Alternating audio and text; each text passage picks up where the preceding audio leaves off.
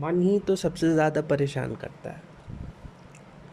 मन ही ने तो सारा खेल खराब करके रखा हुआ। अभी दादा ने क्या बोला वाणी में, यही बोला ना कि तुम मन के गुलाम हो।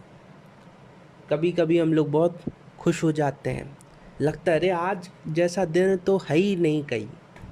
और कभी कभी इतना डूब जाते हैं, इतना निकृष्ट हो जाते हैं, इतने नीचे गिर जाते हैं कि लगता है आज का दिन क्यों जीवन में आया।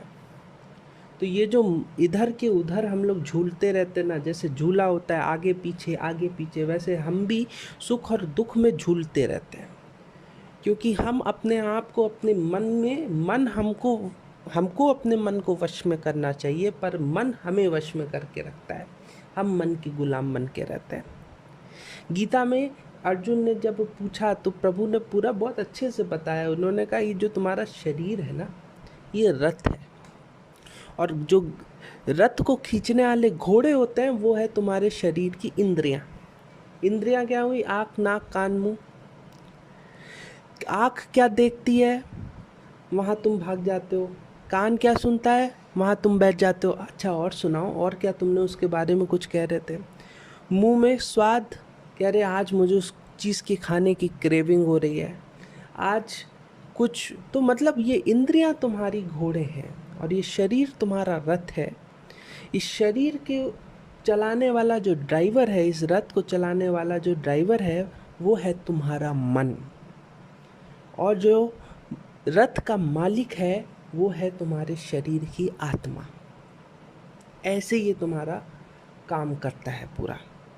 अब क्या होता है, जब रथ में मालिक सोया पड़ा है और वो डायरेक्शन नहीं दे रहा है ड्राइवर को, तो ड्राइवर के लिए तो मज़ा है कि पूरी गाड़ी उसके हाथ में, उसके कंट्रोल में, वो राजा बन के इधर उधर घुमाता है।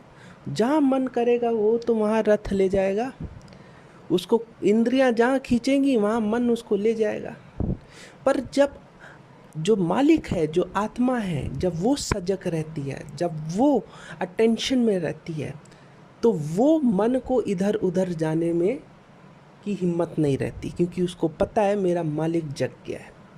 इसी प्रकार से जब हम इधर उधर क्यों भागते हैं, मन में तुम देखो 24 घंटे इतने ख्याल, संकल्प, विकल्प, ऐसा हो जाए, वैसा हो जाए, ये ना हो, वो ना हो, ये जो तुम्हारे संकल्प विकल्प चलते हैं, ये कितना तुम्हें डिस्टर्ब करते हैं।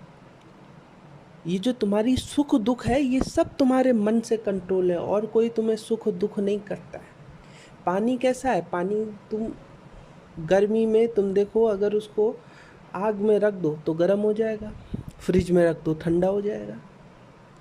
पर जब ना तो तुम उसको गर्मी में रखो ना ठंडक में रखो तो वो एकदम शांत। इसी प्रकार से तुम होते हो ना, तुम्हारे अंदर ऐसा दुख की अग्नि आए कि तुम बिल्कुल जल चलो, तुम बिल्कुल उबलने लगो, और ना तुम्हारे सुख की इतनी ठंडक आए कि तुम बिल्कुल जम जाओ, जड़ हो जाओ। तो ये जो गुरु ने कहा है कि बिल्कुल शीतल हो, बिल्कुल सम अवस्था में रहो, यही गुरु कहता है। जो भी लोग डिप्रेशन में चले जाते हैं, लोग गुस्सा हो जाते हैं, लोग कभी कभी खुशी में इतने हो जाते हैं कि उनको कुछ और ध्यान ही नहीं रहता है। तो ये सब जो चीज़ें तुम्हारे जीवन में होती हैं, ये सब तुम्हारे मन के कंट्रोल में है, और तुम्हारा मन तुम्हारे कंट्रोल में नहीं है। यही प्रॉब्लम होती है। तो अगर हम अपने आप को गुरु के रास्ते में ले चलेंगे, गुरु ने जो पथ बताया उसमें ले चलेंगे, तो मन हमें परेशान कर ही नहीं पाएगा। मन तभी तक परेशान करता है जब तक हम सोए पड़े। इसीलिए तो दादा ने तुमसे कहा कि तुम अपने आत्मा को जानो, अपने आत्मा की शक्ति को जानो। जब तुम अपने आत्मा में आ जाओगे तो तुम्हारा मन तुम्हें परेशान नहीं करेगा। प्रश्न है, ये जो आत्मा आत्मा आत्मा कहा जाता है, ये आत्मा में कैसे आया जाए? ये आत्मा क्या बला है? ये आत्मा कोई बला नहीं है, यही है तुम्हारा सत्य रूप। तुम अपने आप को शरीर बन के बैठे हो, तुम्हारा नाम फलाना फलाना नाम, इस जगह का निवासी हूँ, मैं यहाँ रहता हूँ, ये मेरी प्रॉपर्टी है, ये मेरे सगी संबंधी है। बस तुमने अपने आप को बांध लिया, इसमें अपने आप को लिमिट कर लिया। पर जो परब्रह्म परमात्मा है, उसने कभी भी अपने आप को लिमिट नहीं किया। इतना सब बना के भी तुम उसको साकार रूप में नहीं देख पाते हो। वो निर्गुण रूप में कहीं व्याप्त है, हर जगह व्याप्त है। अगर वो सामने आ जाए, आज की तो दुनिया ऐसी है कि ईश्वर तक को नहीं छोड़ती है। अगर कहीं ईश्वर साकार रूप में तुम्हारे सामने आ जाए तो तुम लोग उसको भी ना छोड़ो। तो इसीलिए तुम जो देखते हो कि उसने इतनी पूरी सृष्टि बना के, कभी तुम सुबह देखो, उठो, क्या इतना विशाल गगन, उसमें अलग अलग तरीके के कलर, येलो, ऑरेंज, ब्लू, इतने सारे कलर हैं बिना कुछ, तो उसकी ये सब कुदरत है कि नहीं है। कभी तुम एक अनार को छील के देखो, उस अनार की तुम कारीगरी देखो, तो तुम्हें समझ में आएगा कि ईश्वर ने कैसे एक एक चीज़ को कुदरत में कितनी सुंदरता से बनाया, लेकिन वो बनाने के बाद भी प्रकट नहीं हुआ।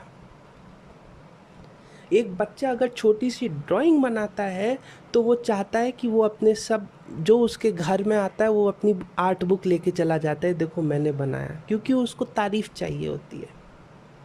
पर ईश्वर ने तो इतनी चीज़ें बनाई, उसको कोई भी किसी भी चीज़ का, क्योंकि वो उसने कोई भी चाह के नहीं बनाई, इसलिए ये सृष्टि चल रही है। हम लोग की सृष्टि क्यों नहीं चल पाती, हम लोग की सृष्टि क्यों बंद हो जाती? क्योंकि हम लोग हर चीज़ में अपनी चाहना लगा देते हैं, और चाहना लगाने वाला ये मन है। तुम एक खाना भी बनाओगे तो तुम चाहोगे कि घर वाले तुम्हें तारीफ़ करें कि अरे आज का खाना बहुत अच्छा है, और खाने में अगर उन्होंने नुक्स निकाल दिया तो तुम्हारा मुंह बन जाएगा, अच्छा अपना बना के दिखाएं तो समझ में आए।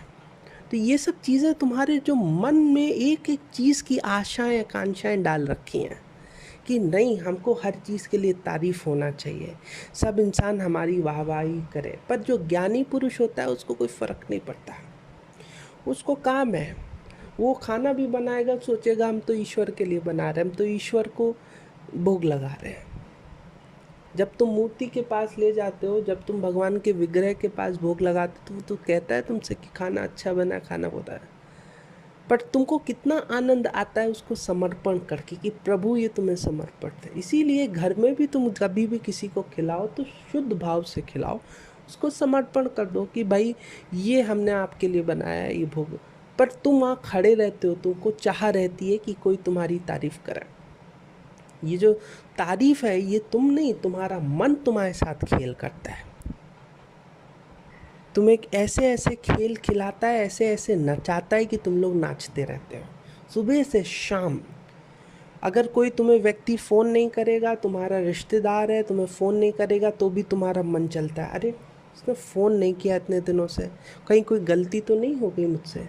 अरे उसने वो करे या ना करे, तुम अपने में, दादा हमेशा कहते थे enjoy self, I enjoy my self not the party. मतलब बाहर के लोगों के साथ इन्जॉयमेंट की जगह अपने अंदर तुम कभी इन्जॉय करते हो? तुम अकेले बैठे हो बिना किसी के साथ, तो क्या तुम्हें वो आनंद आता है? नहीं आता है, क्योंकि तुम्हें चाह होती है बाहर की बातें सुनने की, बाहर की पंचायत सुनने की। और ये जो होता है ना, तुम्हारा मन, तुम्हारे इंद्रियां तुम्हारे वश में नहीं है, यही एक प्रॉब्लम है। इसीलिए अपने आत्मा में सजग होना बहुत ज़रूरी है। हमेशा अपने आप को देखो कि हम कैसे कर रहे हैं। कभी ये देखो कि जब भी हम मूवी देखने जाते हैं या फिल्म देखने जाते हैं तो हम लोग क्या सोचते हैं? हम लोगों को विलन अच्छा लगता है कि हम लोगों को जो मुख्य किरदार होता है, जो एक्टर होता है, वो अच्छा लगता है? एक्टर जो होता है उसमें जो हीरो होता है वो अच्छा लगता है ना? उसकी तो हम लोग फ़ोटो लगाते हैं, उसको हम लोग प्रेज़ करते हैं। विलेन कहाँ इतने फेमस होते हैं? इसी तरीके से तुम अपने जीवन में देखो, जो तुम काम कर रहे हो, क्या तुम हीरोगिरी के काम कर रहे हो या विलेनगिरी के काम कर रहे हो? क्योंकि किसी की पंचायत करना, किसी के लिए बुरा सोचना, कोई तुमसे आगे निकल गया तो उसके लिए जलन भाव रखना, वो तो तुम्हें एक कोई हीरोगिरी के लक्षण नहीं है।